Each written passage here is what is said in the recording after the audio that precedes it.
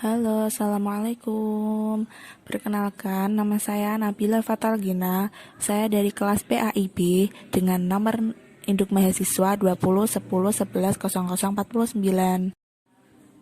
Selanjutnya, saya bahas tentang masa kecil hingga masa remaja Rasulullah Shallallahu Alaihi Wasallam. Nabi Muhammad Shallallahu Alaihi Wasallam dilahirkan yatim di rumah Abu Thalib dari Bani Hashim. Ayah beliau Abdullah meninggal dunia saat beliau baru usia 2 bulan dalam kandungan sang ibu Aminah, dan setelah lahir disusui seorang perempuan dari Bani Sa'ad bin Abu Bakar bernama Halimah. Itu menjadi sebuah adat istiadat yang telah berlaku dalam lingkungan para bangsawan Quraisy pada masa itu. Genap usianya 5 tahun, saatnya kembali ke pangkuan ibundanya. Muhammad tinggal dengan ibunya yang memanjakan dan memeliharanya seperti kebanyakan ibu memelihara anak-anak yang sangat disayanginya. Akhirnya Nabi Muhammad menghabiskan beberapa waktu di bawah kasih sayang ibunya. Dalam rentang waktu itu pula Aminah mencurahkan kasih sayang pada Nabi di masa kanak-kanaknya hanya 1 bulan mereka hidup bersama. Kemudian Aminah wafat di tengah perjalanan menuju Makkah. Setelah kematian ibu beliau, Muhammad diasuh oleh kakeknya sendiri, yaitu Abdul Muthalib. Sampai beliau berusia 8 tahun, kakeknya meninggal dunia. Kemudian Muhammad diasuh oleh pamannya sendiri, yaitu Abu Thalib. Selagi usia Rasulullah Shallallahu Alaihi Wasallam mencapai 12 tahun, Abu Thalib mengajak beliau pergi berdagang dengan tujuan Syam. Hingga tiba di Busra, mereka bertemu dengan pendeta Nasrani bernama Bakhira. Kemudian Rahib Bahira meminta agar Abu Thalib kembali lagi bersama beliau tanpa melanjutkan perjalanan ke Syam karena takut gangguan dari pihak orang-orang Yahudi. Nabi Muhammad muda suka mengembala kambing dan mendapatkan upah dari kambing-kambing yang digembalakannya, sedangkan Abu Thalib hidup dalam keadaan miskin dan mempunyai banyak anak. Ia berharap dari kemenakannya itu ia dapat memperoleh tambahan rizki dari upah mengembalakan kambing. Pada usia 20 tahun, beliau pergi berdagang ke Syam ditemani Maisyarah menjalankan barang dagangan milik Khadijah. Analisis kisah masa kecil Rasulullah Shallallahu Alaihi Wasallam. Dalam segi kisah, yaitu 1. Orang-orang Arab mempunyai tradisi menyusukan anaknya kepada wanita-wanita kampung.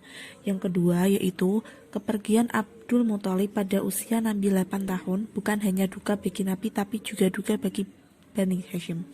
Yang ketiga yaitu pada usia 8 tahun Nabi mengembala kambing milik orang-orang kaya Mekah untuk membantu perekonomian Abu Thalib. Dalam segi akidah, yaitu 1. Rahib Yahudi meyakini bahwa Nabi Muhammad bahwa kedatangannya akan mendatangi kerajaan Yahudi dan menghapus agama Nabi Musa. Yang kedua, pendapat dari Ethiopia juga akan mengambil Nabi setelah mendapat ciri-ciri kenabian pada Muhammad kecil. Yang ketiga, Pendeta Bahiro juga melihat tanda-tanda kenabian pada diri Muhammad muda sehingga Bahiro menyarankan agar kembali supaya tidak dicelakai oleh kaum Yahudi jika beliau meneruskan perjalanan ke Syam. Serta dalam segi ekonomi yaitu 1. Pada usia 8 tahun perkenalan Nabi Muhammad sebagai anak yatim piatu pada dunia bisnis pertama kalinya saat dia mengembala kambing. Baginda Rasul mendapat upah beberapa kiroat dari penduduk Mekah.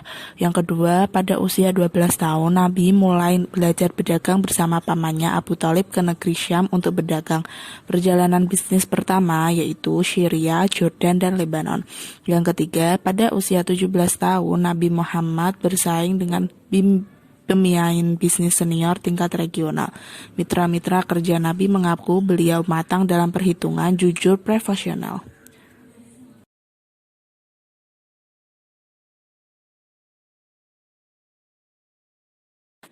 Pesan moral yang saya dapat yaitu, jadilah seorang pemimpin yang adil, guru yang menjadi teladan, pedagang yang jujur, ayah yang penyayang, suami yang setia, teman yang baik bagi pemuda seperti halnya di diri Rasulullah SAW semasa hidupnya.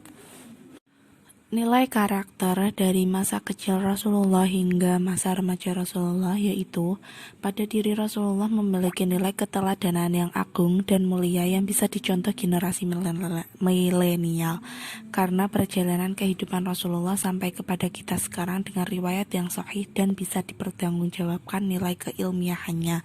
Setiap sisi kehidupan Rasulullah bisa dipelajari mulai dari sejak beliau dilahirkan sampai Rasulullah wafat bisa diketahui dengan mendetail.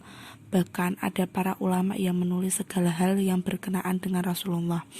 Kehidupan beliau merupakan cermin bagi umatnya.